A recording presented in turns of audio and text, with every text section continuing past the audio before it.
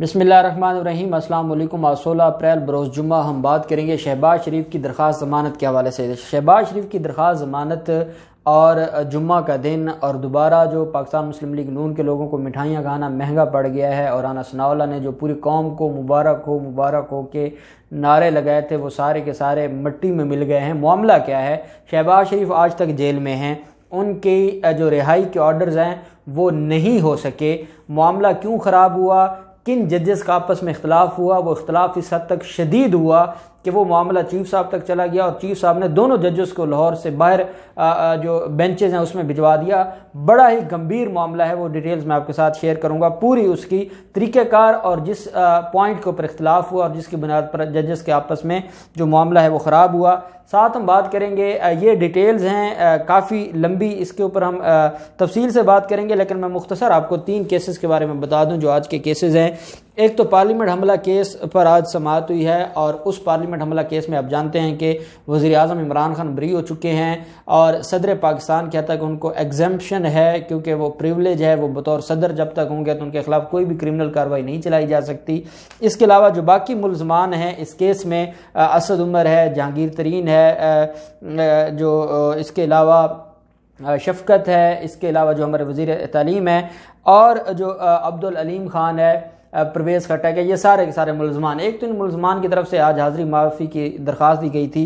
जो जवाद अब्बास जो ATC इस्लामाबाद के जज हैं उनकी अदालत में इस केस की समाअत हुई और इनकी तरफ से हाज़री इस्तिस्ना की दरख्वास्त दी गई थी जो मंजूर हुई और साथ अदालत में आज बहस होनी थी। परवेज़ खट्टक और अब्दुल अलीम खान की बरीयत की दरख्वास्तों पर समाअत होनी थी और बहस होनी थी, लेकिन आज सरकारी वकील मौजूद नहीं थे, जिसकी वजह से अदालत ने 18 मई तक इन केस की समाअत को जो है वो मुलतवी किया है और 18 मई को अब बरीयत की दरखास्तों पर समाअत होगी पार्लियामेंट हंगामा और हमला केस में। दूसरी तरफ जो इश्तिहारात की गैर कानूनी ठेकों का केस है यूसुफ रज़ा गिलानी के खिलाफ। जब यूसुफ रज़ा गिलानी का नाम आता है तो उसके खिलाफ अगर आप रेफरेंसेस देखें तो वो बेइंतहा हैं। उसकी वजह यह है कि यूसुफ रज़ा गिलानी बतौर जो एग्जेक्टिव हेड थे फेडरेशन के, उन्होंने आसिफ जरदारी और पाकिस्तान पीपल्स पार्टी के इमाम पर और बिलावल हाउस के इशारों पर जो करप्शन का बाजार गर्म किया, जैसे इस वक्त मुराद अली शाह कह रहे हैं, तो इन्होंने इनके खिलाफ काफ़ी केसेस थे और उसमें एक केस था गैर कानूनी ठेकों जो इश्तिहारात के ठेके देने का केस था। इसमें जो मामला है जो यूसुफ रज़ा गिलानी का, फारूक अवान एक मुलज़िम था, उसको इश्तिहारी करार दिया जाना था, उसके इश्तिहारी करार दिए जाने की रिपोर्ट तलब कर ली है अदालत ने और आज फ़र्द जुर्म लगना था। फ़र्द जुर्म तब तक नहीं लगता जब तक तमाम मुलज़मान की जो तलबी है वो मामला हल हो जाए, तब ही जाकर फ़र्द जुर्म की कार्रवाई होती है, क्योंकि अभी इश्तिहारी होने की रिपोर्ट नहीं आई थी। तो अदालत ने 18 मई तक की जो केस है उसको मुलतवी कर दिया है। जो पार्लियामेंट हमला केस है उसकी तारीख 25 मई है और इस केस में 18 मई की तारीख है। जो इश्तिहारात में गैर कानूनी ठेकों का केस है यूसुफ रज़ा गिलानी एंड कंपनी के खिलाफ, और 18 मई को फ़र्द जुर्म की कार्रवाई होगी। दूसरी तरफ मलील डेवलपमेंट अथॉरिटी केस पर सिंध हाई कोर्ट में समाअत हुई है और राजा इजहार की तरफ से ये दरख्वास्त फाइल की गई थी और इस दरख्वास्त में ये कहा गया था कि मलील डेवलपमेंट अथॉरिटी में जिस तरीके से इन्होंने जो टेस्टिंग सर्विस है जिसको STS का नाम दिया गया है, वो फर्जी टेस्टिंग सर्विस है, उसका कोई वजूद नहीं है। एक कमरा है और उस एक कमरे में ही सारा कुछ होता है और सिवाय चपड़ासी के वहाँ कोई मुलाजिम नहीं है। लेकिन और ये जो सिंध टेस्टिंग सर्विस है STS, इसके बारे में ख्वाजा इजहार ने अदालत को बताया कि जनाब ये एक फ्रॉड है, ना इसका कोई दफ्तर है ना इसके कोई मुलाजमीन हैं, लेकिन सिंध डेवलपमेंट अथॉरिटी में जिस तरीके से इन्होंने भर्तियां की, और इससे पहले केस था आज सिंध हाई कोर्ट में और वो था जो सब इंस्पेक्टर भर्ती किए थे इन्होंने एंटी करप्शन में 2011 में, उसके फ्रॉड का भी केस आज सिंध हाई कोर्ट में पेंडिंग था। अब जब सिंध हाई कोर्ट को ये बताया गया कि ये इन्होंने इतना बड़ा फ्रॉड किया है सिंध टेस्टिंग सर्विस के नाम पर, तो अदालत ने ख्वाजा इजहार की बात को मानते हुए जो चीफ सेक्रेटरी है सिंध उनसे जवाब तलब कर लिया है और जो एडवोकेट जनरल सिंध है उनसे जवाब तलब कर लिया और अदालत ने ये कहा है कि 29 अप्रैल तक इसकी जो है वो जवाब जमा करवाया जाए कि ये सिंध टेस्टिंग सर्विस है क्या, इसका क्या वजूद है, इसका दफ्तर कहाँ है और کب آپ نے ٹیسٹ لیے، ان کی حاضری شیٹس کہاں ہیں اور اس کا ریکارڈ کہاں ہے، یہ ساری چیزیں طلب کر لی. اب خود اندازہ لگائیں کہ یہ کتنے بڑے فراڈ کا نام ہے سندھ حکومت اور مراد علی شاہ اور بلاول اینڈ کمپنی، کہ انہوں نے اتنے بڑے بڑے فراڈ کیے ہیں، اتنے بڑے بڑے کرپشن کے ان کے گھپلے ہیں کہ انسان سوچ کر پریشان ہو جاتا ہے. لیکن یہ آج تک بچے ہوئے ہیں اور آپ دیکھتے ہیں کہ کب تک یہ بچے رہیں گے. خیر، معاملہ اب 29 اپریل تک ملتوی کر دیا.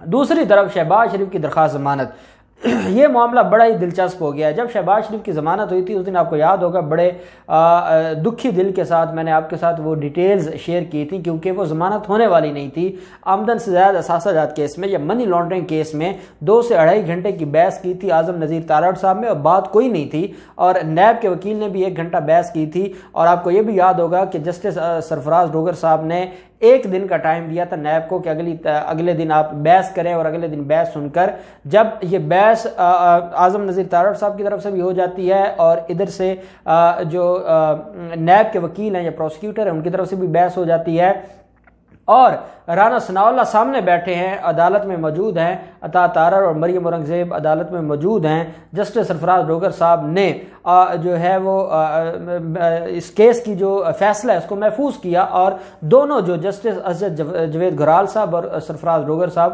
اپنے چیمبر میں چلے گئے. آپ کو یہ بھی یاد ہوگا کہ اسی دن لاہور سٹی 42 نیوز نے ایک خبر چلائی تھی، اور یہ جو فیصلہ محفوظ ہو رہا ہے یہ کوئی 11:30 پونے 12 بجے فیصلہ محفوظ ہوتا ہے، اور ساتھ ہی خبر چلا دی گئی تھی سٹی 42 نیوز پر کہ ضمانت منظور ہو گئی ہے. جب بعد میں ان کو یہ پتہ چلا کہ ضمانت کا فیصلہ محفوظ ہے، انہوں نے پھر اس کی جو ہے وہ اس پر معافی بھی مانگی تھی ہائی کورٹ سے، اور کہا تھا کہ ابھی ضمانت منظور نہیں ہوئی، فیصلہ محفوظ ہوا. لیکن 20 منٹ کے بعد عدالتی اہلکار چیمبر سے باہر آتے ہیں، اور چیمبر سے باہر آ کر کیونکہ رانا ثناءاللہ اینڈ کمپنی سارے انتظار میں بیٹھے تھے تو انہوں نے خوشخبری سنائی کہ عدالت نے 50 لاکھ کے 2 مچلقوں کے عوض ملزم شہباز شریف کی درخواست ضمانت منظور کر لی ہے اور ان کے مچلقے جمع کروانے کا حکم جاری کر دیا ہے. وہاں پہ نعرے شروع ہو گئے عدالت کے اندر، اور رانا ثناءاللہ نے مبارک ہو کے نعرے لگائے، اور اعظم نذیر تارڑ صاحب سے ملے، مریم اورنگزیب، اور یہ سارے لوگ بہت خوش تھے. پھر رانا ثناءاللہ باہر آیا اور رانا ثناءاللہ نے آ کے میڈیا پر بات کی، اور انہوں نے کہا کہ اللہ کرے ایسے ہی ججز اس ملک میں انصاف دیتے رہیں، جن ججز نے پہلے رانا ثناءاللہ کو ضمانت دی، حمزہ شہباز کو ضمانت دی، اور اب شہباز شریف کو بھی انہوں نے ضمانت دے دی. لیکن اب ہوتا یہ ہے کہ جب جو مختصر فیصلہ ہے وہ جاری ہوگا تو روبکار جاری ہوگی. جسٹس سرفراز ڈوگر صاحب نے مختصر فیصلہ لکھ کے اس پر، کیونکہ دونوں ججز کے سائن ہونے تھے، اسجد جوید گھرال صاحب کے بھی ہونے تھے، مختصر فیصلہ ضمانت کا لکھ کے وہ فائل بھجوا دی اسجد جوید گھرال صاحب کو کہ آپ بھی سائن کریں. اسجد جوید گھرال صاحب نے سائن کرنے سے انکار کر دیا.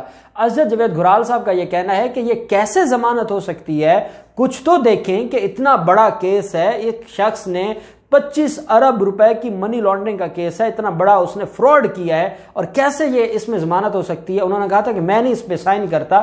اب سائن ہوتے دونوں ججز کے تو روبکار جاری ہوتی. جب معاملہ خراب ہوا تو معاملہ خراب ہونے کے بعد اسجد جوید گھرال صاحب چیف جسٹس صاحب کے پاس چلے گئے، قاسم خان صاحب کے پاس، اور انہوں نے کہا جناب ضمانت ہونے والی نہیں ہے اور میں کیسے اس کے اوپر سگنیچرز کروں، اور میں اب اس بینچ میں نہیں بیٹھوں گا، میرا صبر، اب جو میری برداشت اور صبر ہے وہ جواب دے گیا ہے. جب چیف جسٹس قاسم خان صاحب کو یہ ان کی طرف سے معاملہ گیا تو اگلے دن جسٹس اسجد جوید گھرال صاحب، جس دن میں نے آپ کو بتایا تھا 15 اپریل جو کل گزری ہے، اور کیپٹن صفدر کی درخواست ضمانت پر بھی سماعت ہونی تھی اور بینچ بیٹھا نہیں تھا، اس میں اسجد جوید گھرال صاحب اپنے جو سنگل بینچ میں آئے لیکن وہ ڈویژن بینچ میں نہ بیٹھے، اور جس کی وجہ سے کیسز لیفٹ اوور ہو گئے.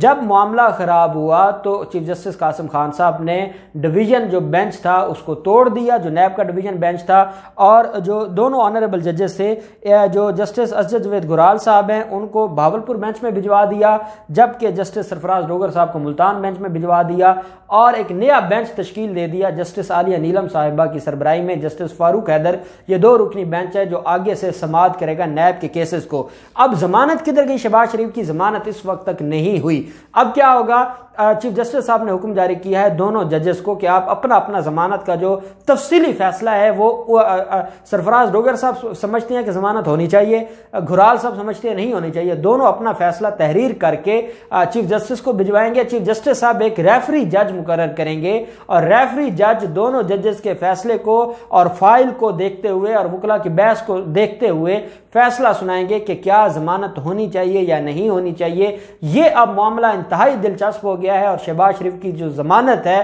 وہ اب انتہائی بڑے لیول پر جو ہے وہ کھٹائی میں پڑ گئی ہے اور ان کے لیے بڑی مشکلات میں اضافہ ہو گیا۔ اب دیکھتے ہیں اب معاملہ کہاں جاتا ہے اور یہ ضمانت کہاں جاتی ہے، جو بھی ڈیٹیلز ہوں گی ہم آپ کے ساتھ شیئر کرتے رہیں گے۔ اور جن کو یہ لگتا تھا کہ رمضان کے مہینے میں شہباز شریف باہر آ جائیں گے، مجھے اب نہیں لگتا کہ وہ عید سے پہلے باہر آئیں گے، ان کی عید بھی جیل میں گزرے گی۔ اب معاملہ لمبا ہو گیا ہے، جو بھی ڈیٹیلز ہوں گی ہم آپ کے ساتھ شیئر کرتے رہیں گے۔ اللہ پاک پاکستان کا مناصر ہو۔ بہت شکریہ۔ اللہ حافظ۔ پاکستان زندہ باد۔